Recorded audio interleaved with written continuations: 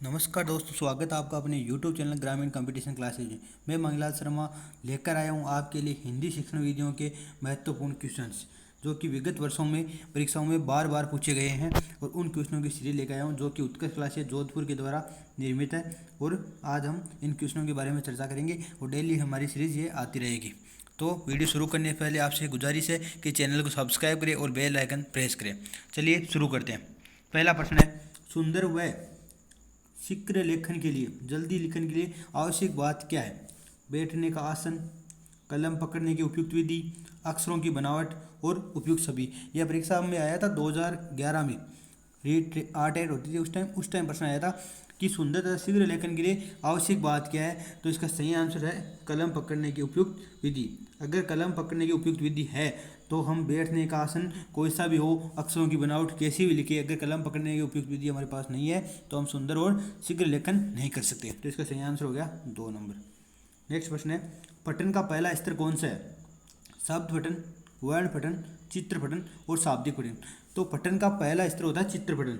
छोटी क्लासों में बालक पहले चित्र को देख के ही पठन करता है, उसके बाद शब्द वर्ण बाद में आते हैं, शब्द बाद में आते हैं, शाब्दिक पठन बाद में आता है। लेकिन चित्र पठन पहले बच्चा ए फॉर एप्पल, एप्पल को देख के ही एक का उच्चारण करता है। तो पहला होता है चित्र पठन।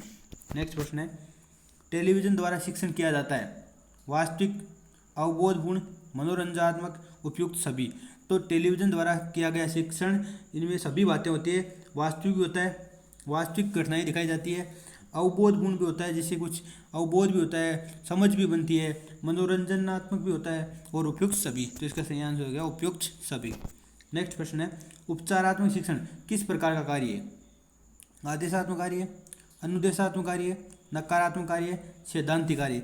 तो जो उपचारात्मक शिक्षण है वो अनुदेशात्मक कार्य है। कौन सा कार्य है? अनुदेशात्मक। इसमें उपचारात्मक शिक्षण में अध्यापक बालकों को जो भी कोई कमी रही है, निदानात्मक परीक्षण में जो कमी आती है उसके कारणों का निदान के अनुसार परीक्षण करके उपचारात्मक शिक्षण कराता है, उपचारात्मक शिक्षण कराता है, इसलिए ये एक अनुदेशनात्मक कार्य है। नेक्स्ट प्रश्न है, भाषाई कौशल में गौण कौशल कौन कौन सी है? तो भाषाई कौशल 4 होते हैं, आपको पता है, सुनना, बोलना, पढ़ना और लिखना। जो शुरू के 2 कौशल होते हैं, सुनना और बोलना, ये दोनों कौशल होते हैं मुख्य कौशल, जबकि पढ़ना और लिखना है ये होते हैं गौण कौशल। शुरू के 2 कौशलों को बोला जाता है मुख्य कौशल और बाद के 2 कौशलों को गौण कौशल। तो इसका सही आंसर हो गया 2 नंबर। नेक्स्ट प्रश्न है, भाषा सीखने का स्वाभाविक और मनोवैज्ञानिक क्रम क्या है? तो भाषा सीखने का मनोवैज्ञानिक क्रम है सुनना, बोलना, पढ़ना, लिखना, बोलना, लिखना, सुनना, पढ़ना, पढ़ना, सुनना, लिखना, बोलना, उपयुक्त सभी। तो भाषा का मनोवैज्ञानिक क्रम है, पहले बालक सुनता है, उसके बाद बोलता है, उसके बाद पढ़ता है और उसके बाद लिखता है। ये दोनों हो गए मुख्य और ये दोनों हो गए गौण।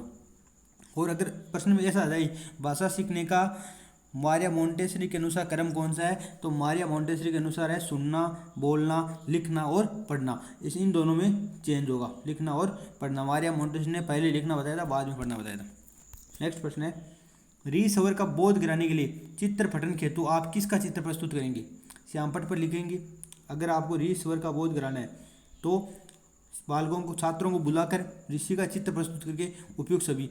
रीसवर का अगर बोध कराना है तो बालकों को ऋषि का चित्र प्रस्तुत करके बोध कराएंगे, क्योंकि अभी मैंने बताया था चित्र पठन हेतु पूछा, चित्र पठन, चित्र दिखाना है, प्रश्न में साफ दिया हुआ है चित्र पठन। तो इसका मतलब किसका चित्र दिखाएंगे? तो ऋषि का चित्र है, ऋषि के चित्र दिखा के ही, आपने पढ़ा भी होगा ऋषि। तो इससे का सही आंसर हो गया 3 नंबर। नेक्स्ट प्रश्न है 8 नंबर, सहस्वर पठन अच्छा होता है कविता में, गीत में, एकांकी में, उपयुक्त सभी में। तो सहस्वर पठन, सहस्वर जिसमें आवाज़ के साथ किया जाता है, समूह में किया जाता है, कविता में अच्छा होता है, गीत में भी अच्छा होता है, एकांकी में भी होता है और उपयुक्त सभी में। तो उपयुक्त सभी, इसका सही आंसर हो गया 4 नंबर। इन सभी में सहस्वर पठन अच्छा होता है। व्याकरण शिक्षण की सर्वश्रेष्ठ विधि कौन सी है? तो व्याकरण शिक्षण की सर्वश्रेष्ठ विधि है आगमन विधि। देखते पता चल रहा है, अगर प्रश्न में व्याकरण शिक्षण की सर्वश्रेष्ठ विधि कौन सी है, जिसमें अगर आगमन निगमन साथ में दिया हुआ है तो वो सही मानी जाएगी। दोनों होती है वैसे, आगमन और निगमन। अगर दोनों साथ में ऑप्शन में है तो आगमन निगमन दोनों होगी, और अगर एक ही अलग अलग ऑप्शन है तो आगमन होगी। नेक्स्ट प्रश्न है, व्याख्या प्रणाली का वृहद रूप कौन सी प्रणाली है? तुलना प्रणाली, व्यास प्रणाली, समीक्षा प्रणाली और खंडान्वय प्रणाली। तो दो व्याख्या प्रणाली है उसका वृहद रूप व्यास प्रणाली होती है, जिसे कथानक विधि भी कहते हैं।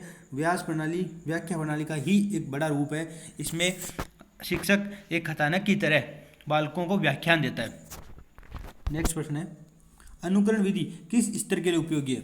प्राथमिक स्तर के लिए, माध्यमिक स्तर के लिए, उच्च स्तर के लिए और सभी स्तर के लिए। तो अनुकरण विधि है वो प्राथमिक स्तर के लिए उपयोगी है। और आपको पता होगा कि बालक 2 वर्ष तक का बालक या 2 से 7 वर्ष तक का बालक है, वो शैशव अवस्था में बालक अनुकरण करता है, अनुकरण द्वारा सीखता है। और बालक को जैसे कै सिखाना है तो इसमें अलग अलग प्रकार के अनुकरण होते हैं, ऐसे सिखाते हैं, यह भी एक अनुकरण है। और या इसके कै लिख दिया और इसके ऊपर ऊपर लाइन चलाने के लिए कहा जाता है, तो ये भी अनुकरण विधि है। तो यह प्राथमिक स्तर के लिए उपयोगी होती है। नेक्स्ट प्रश्न है, इनमें से एक साधन सर्वदर्शी सामग्री है। जो सर्वे और दर्शी सामग्री का प्रकार कौन सा है? ग्रामोफोन। ग्रामोफोन एक सर्वे सामग्री होती है। टेलीविजन सर्वे दर्शी सामग्री है। रेडियो सर्वे सामग्री है। लिंगुआफोन सर्वे सामग्री है। तो उसका सही आंसर हो गया टेलीविजन, 2 नंबर।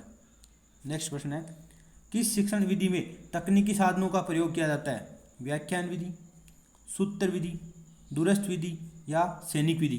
तो व्याख्यान विधि, सूत्र विधि और सैनिक विधि, इन तीनों में तकनीकी साधनों का प्रयोग नहीं किया जाता। तकनीकी साधनों का प्रयोग किया जाता है दूरस्थ विधि में। और आपको पता होगा ये पत्राचार, जो पत्राचार के माध्यम से पढ़ाई होती है उसमें दूरस्थ विधि होता है और इसमें तकनीकी साधनों का प्रयोग किया जाता है, शिक्षण मशीन का प्रयोग किया जाता है। नेक्स्ट प्रश्न है, मूल्यांकन में निष्पक्षता बनाए रखने के लिए प्रश्न होने चाहिए। लघुतरात्मक प्रश्न, अति लघुतरात्मक, वस्तुनिष्ठ और निबंधात्मक। अगर निष्पक्षता बनाई रखनी है तो निष्पक्षता बनाए रखने के लिए वस्तुनिष्ठ प्रश्न होने चाहिए। आपको पता है अगर लघुतरात्मक प्रश्न होंगे या अति लघुतरात्मक या निबंधात्मक प्रश्न होगा तो उसमें व्यक्तिगत रुचि और अरुचि का प्रभाव पड़ेगा, तो वो निष्पक्ष नहीं हो सकता। तो इसका सही आंसर हो गया वस्तुनिष्ठ प्रश्न। भाषा शिक्षण प्रणाली व्याकरण शिक्षा के किस पक्ष पर बल देती है? तो भाषा शिक्षण प्रणाली है वो सैद्धांतिक, व्यवहारिक, भाषा विज्ञान, इनमें से कोई नहीं। तो इसका सही आंसर है व्यवहारिक। तो आपको पता होगा भाषा शिक्षण प्रणाली है वो व्याकरण शिक्षा के व्यवहारिक पक्ष पर बल देती है, व्यवहारिक रूप से सिखाने पर बल देती है। उसमें भाषा के नियमों की जानकारी नहीं दी जाती, जबकि भाषा बिना नियमों के सिखाई जाती है। तो यह व्यवहारिक पक्ष पर बल देती है। तो आज के लिए 15 प्रश्न हो गए हैं और इसी टाइप से हम क्वेश्चनों की सीरीज लेके आते रहेंगे। धन्यवाद।